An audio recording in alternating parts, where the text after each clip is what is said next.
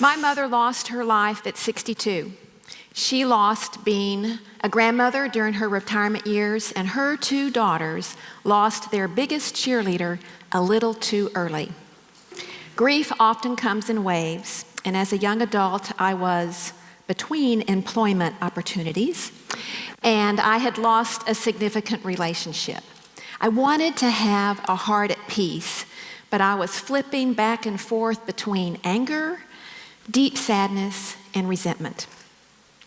The Sunday newspaper, Parade magazine, caught my eye. Dr. Elizabeth Kubler-Ross was on the cover, and she was the feature story. We had all studied the Dr. Elizabeth Kubler-Ross in nursing school. She authored the book, The 5 Stages of Death and Dying. She was offering workshops at her Healing Waters Farm in Virginia in the Shenandoah Valley with the catchy title of Life, Death, and Transition Workshops. You can imagine the response when I called a friend and asked her to go to the workshop with me. No, Jessica, I can't go to a life, death, and transition workshop. As I flew to Richmond, got a rent car, and headed west, I wondered if anybody would be meeting me for a 5-day workshop. Dr. Kubler-Ross always pushed the envelope. In the early 90s, she was working with AIDS patients and the rights of AIDS babies.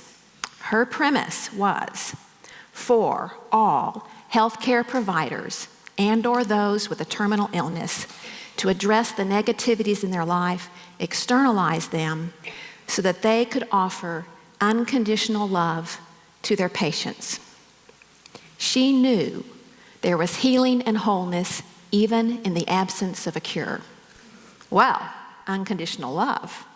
That spoke of the divine. I had grown up in a church. I knew about God's steadfast love, his unconditional love.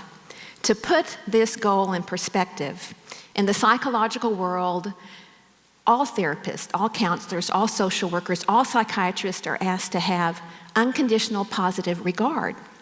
Without unconditional positive regard, therapy does not work. As I studied for a counseling license, I thought unconditional positive regard was a noble goal. And here was Dr. Kubler-Ross striving for unconditional love.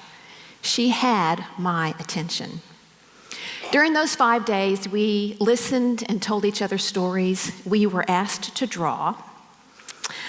We risked change. Our conscious mind dug down into our unconscious, pulled up conflicting ideas, and we were asked to draw them.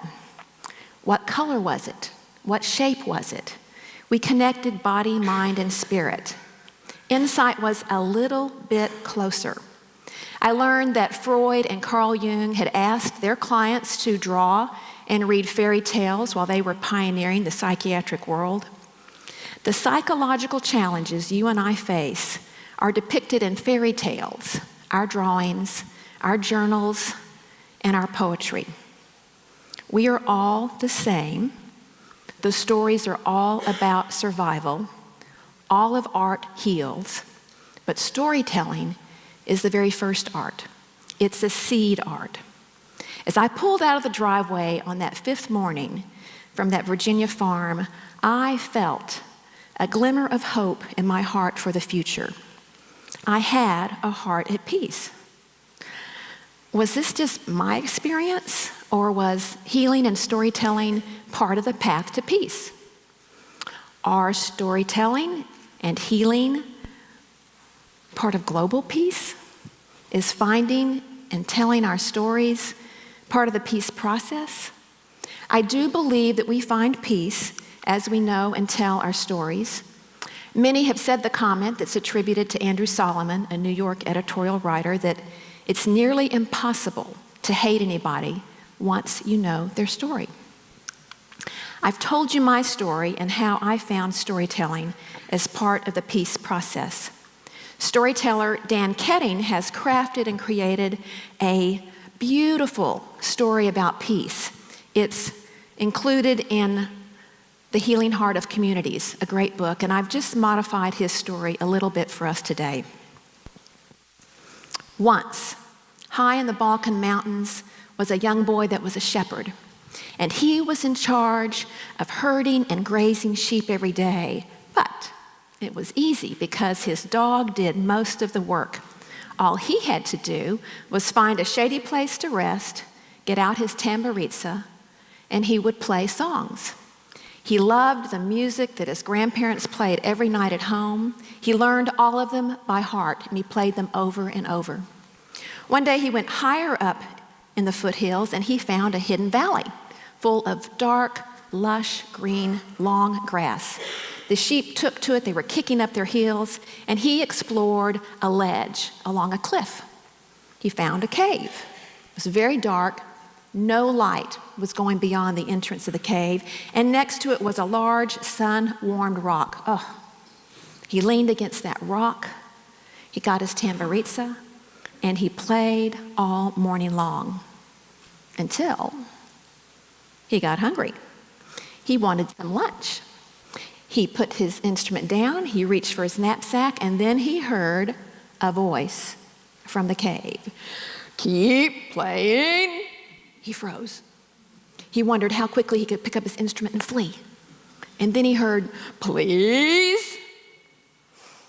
Very slowly, he picked up his tamburiza and he played a song. And as the song was over, here came a story from the creature inside the cave. It was a good story. And the story ended, and he played another song, and his song ended, and here came another story, and they had a rhythm of story for song and song for story. The afternoon melted away. Here was the flock of sheep and his dog coming, and as he got up to go, he heard, "Will you come again?" Yes, I will. And he did. He came every day, and he was filled with wonder. The stories were amazing. He heard stories of knights, stories of battles, stories of adventure, stories of courage and valor and romance and sadness and humor and promises kept and promises broken. One day he stayed later, and the sun hung low in the sky, and the creature inside the cave started telling his story. And it was a story of sadness and loneliness and fear. And the boy listened, and he thought, I'm listening to the last of its kind, some great storyteller. And the light from the sun slanted into the cave, and it glinted off of a golden, razor-sharp talon. And the boy is listening to this tragic story, but the light is moving, and it reveals a very powerful leg. And the light keeps moving, and it reveals a huge side of a creature covered in scales, and the light shatters off from it, and he stares back into the cave. He can't see the back of the creature. It's in darkness. And he's listening and watching, and he realizes he's staring at a serpentine neck and this giant head with horns, and he's listening to a dragon, and a giant tear drops from the dragon's eye. And he just reached for this leathery wing, and all of a sudden the dragon's golden eyes flare open, and he hears this roar, "I could kill you. You should be afraid of me." And the boy laughed, and he said, "I can't be afraid of you. I know your stories." The dragon sighed. "Will you still come again tomorrow?" Yes, I will. And the boy did. He came back. Only this time, he told his stories. He told about the village and where he grew up and his grandparents and the music they played at night, and the dragon kept telling his stories. And finally, one day, he said, "Why do you live up here all alone? You should come down with me. Everybody in the village, they would love you. You would love them. They would love your stories. You should come home with me today." The dragon snarled, "Your people and my people have been at war for over 1,000 years. If I came home with you, the men of your village would get their swords. There would be a great battle. Hundreds would be killed. I would be killed." The boy knew he was right, and he traveled that night down through the hills to the village, wondering how he could solve the problem. Dan Ketting continues this great story, and he's very clever as he devises a plan for the boy to introduce the dragon to everybody in the village. He's so clever that he involves a blindfold so that the mayor and all the village elders heard the stories before they saw the dragon. And there's a happy ending. The dragon comes to the village, and everybody loves him. And the town prospers because people come from far and near and stay overnight in bed and breakfasts to hear the dragon's great stories. And at the end of his life, as he lives his last days, he's not up on a cliff alone in a cave. He's surrounded by all of the village people that love him. And his giant dragon head is in the lap of a young shepherd boy, of an elderly man that used shepherd boy. His great head is in the lap of an elderly man that used to be the young shepherd boy that played music for him and listened to his stories. And all of the loneliness and all of the fear went away with one tear. The Dragon's Tear by Dan Ketting. If storytelling is part of the formula for peace, how can we break this into a format that we can use? The Anatomy of Peace is a great book authored by the Arbinger Institute, and they introduce the influence pyramid. Now, they spend about 70 pages on this, but I'm going to romp through it with you. They divide the influence of pyramid into a tiny top of the pyramid that deals with things that go wrong. And the bottom structural part of the pyramid deals with things that go right. I bet you and I spend most of our time at the top of the pyramid fixing and changing things that go wrong. What if we spend our time at the bottom of the pyramid developing listening skills, relationships that allow us to learn and tell our stories? If I know another story, I see them as a person, like myself, not an object that's inferior or needs to be changed. If I lump everyone of a culture or a race into a single stereotype, I see them as an object, something inferior needing to change. I have a heart at war. The Anatomy of Peace defines a heart at peace as the desire to help another.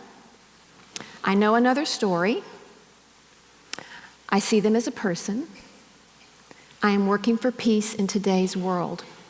These words resonated with me because it reminded me of what my mother taught.